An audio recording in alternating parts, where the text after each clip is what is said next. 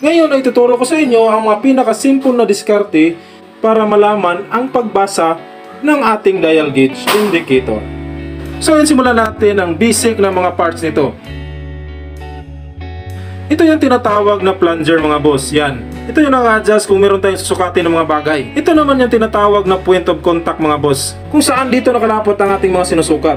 Ito naman yung tinatawag na dial scale, kung saan makikita mo dito ang mga graduation at mga numbers na nakalagay sa ating dial. Ito naman yung tinatawag na outer case mga boss, yan. Kung saan ito po yung iniikot sa tuwing magsisit up tayo ng ating sinusukat. For example mga boss, iikutin natin to, yan. So kasamang iikot nito mga boss, ito ang ating dial scale. Ganyan. Ito naman yung tinatawag natin na lock knob mga boss, kung saan na-lock lang siya ng ating outer case para hindi iikot ang ating outer case kung sa time na meron tayong gagawin na pagsusukat mga boss, no? Yan.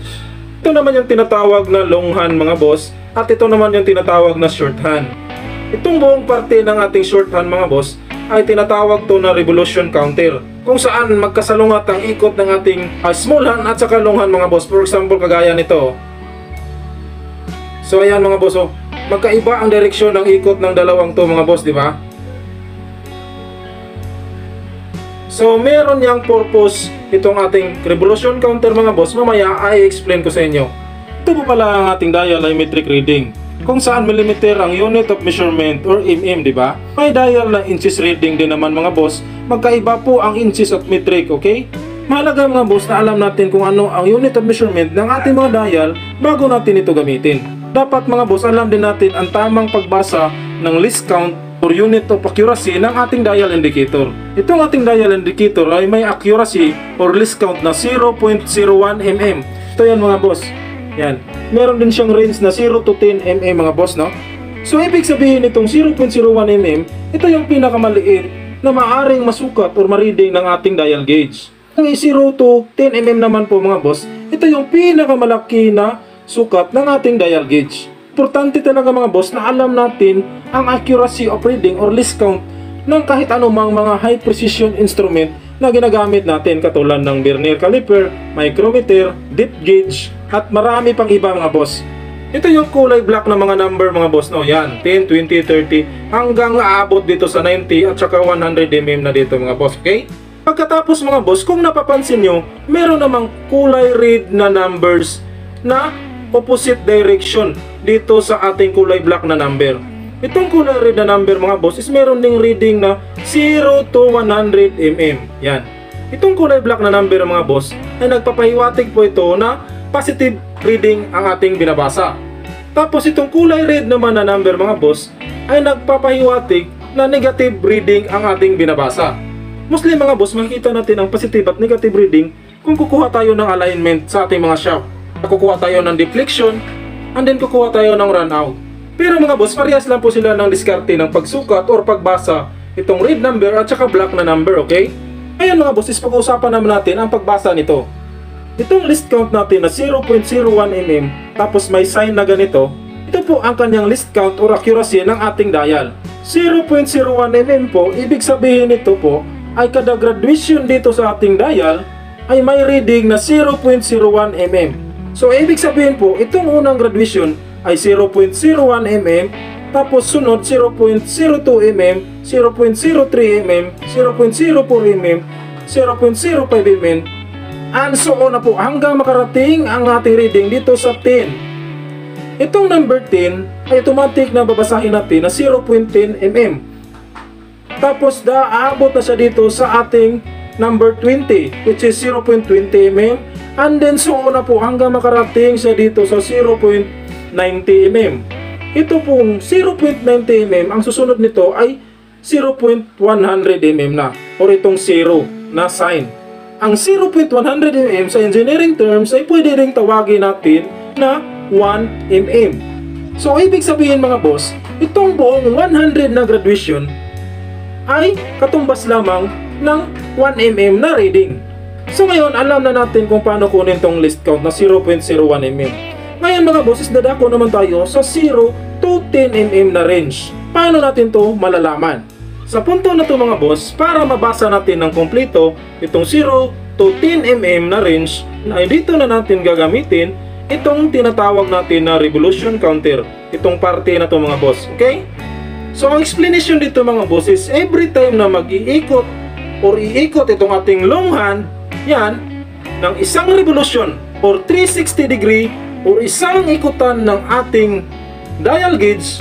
So kung iikot ang ating long hand, ganyan mga boss, iikot ang ating long hand, is mapapansin nyo mga boss na unti-unti ding iikot ang ating short hand. Yan.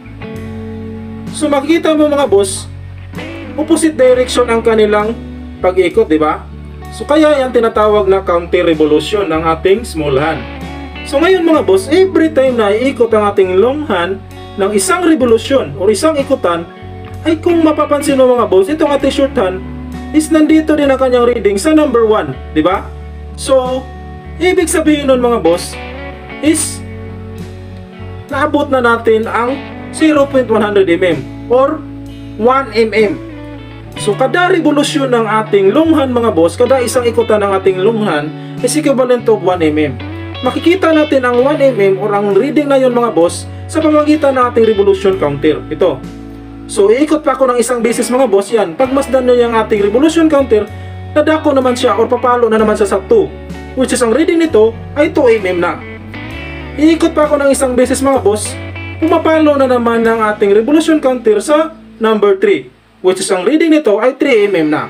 Hanggang sa aabot siya dito sa number 9. Yan, itong ating revolution counter. So umabot siya sa number 9 na reading mga boss, which is ibig sabihin niya 9 mm na. Pagkasunod ng ating 9 mm mga boss or 9 na number, itong 0 mga boss is maging 10 mm na yan. So ibig sabihin, pag darating na siya dito sa ating 10 mm, nakuha na natin itong range na 0 to 10 mm, which is kung pagbabasihan din natin itong ating plunger mga boss, is equivalent lang ang length nito sa 10 mm. Itong buong ganito mga boss. So kung pansinin nyo mga boss, yan. Oh. So malapit nang umabot ang ating plunger, di ba? At ang ating short hand ay nandito na sa 0, which is 10 mm.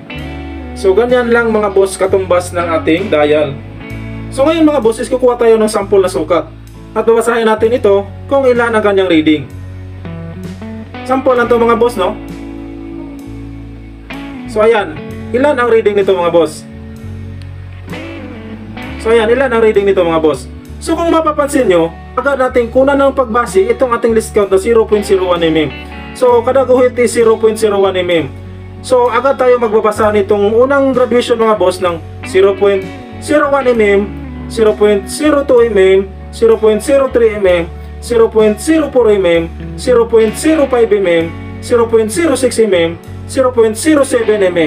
So ang reading na to mga boss ay mayroong reading na 0.07 mm. Okay? Ngayon mga boss, kukuha pa tayo ng isang reading. What if ganito ang reading? Ganyan. So ano ang reading yan mga boss? So automatic tayo magbabasa dito na naman mga boss, no? Katulad ng ginawa natin kanina. So ngayon, nasa malayo na ang ating long hand na pointer. So automatic tayo magbibilang sa pangmalakihan na bilang na 0.10 mm, 0.20 mm, 0.30 mm, 0.40 mm, 0.50 mm, 0.60 mm, 0.70 mm. Pagdating ng 0.70 mm, automatic tayo magbibilang dito sa graduation niya mga boss. Okay?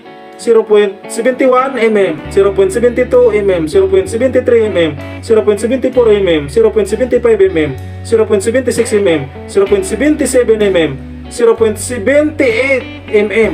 So ang reading nito mga boss is 0.78 mm. Okay? So kung mapapansin mo mga boss, itong ating revolution counter is hindi pa umabot sa 1 mm. Okay?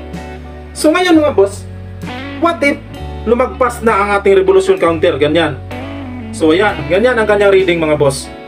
So kung ganito ang reading niya mga boss, automatic na titignan natin dito sa ating revolution counter, umabot na siya or lumagpas siya sa 1 na number. Ibig sabihin, automatic meron tayong 1 mm na sagot. So ngayon mga boss, dahil itong ating long hand ay lumagpas naman dito sa 0, ibig sabihin nun, maglalagay tayo ng point. Okay? So meron tayong 1 mm point something.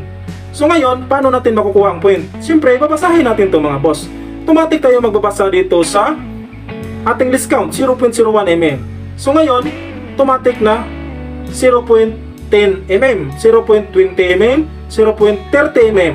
Pagdating ng 0.30 mm, isa-isahin na natin tong graduation na to. 0.31 mm, 0.32 mm, 0.33 mm, 0.34 mm, 0.35 mm, 0.36 mm, 0.37 mm. So, ibig sabihin mga boss, i-add natin ang 0.37 mm sa ating 1 mm. 1 mm plus itong reading na to na 0.37 mm equals 1.37 mm ang sagot sa reading na to mga boss. So, ganyan lang mga boss, napaka-simple, napaka-easy lang. So, ngayon, kung alam nyo na kung paano to babasahin mga boss, yan. So, magbibigay ako ng sample na reading, tapos pakisagot nyo mga boss sa ating comment section box kung alam nyo na talaga kung ilan ang reading nito or paano gamitin ang ating dial gauge. Yan mga boss. So ilan ang reading yan?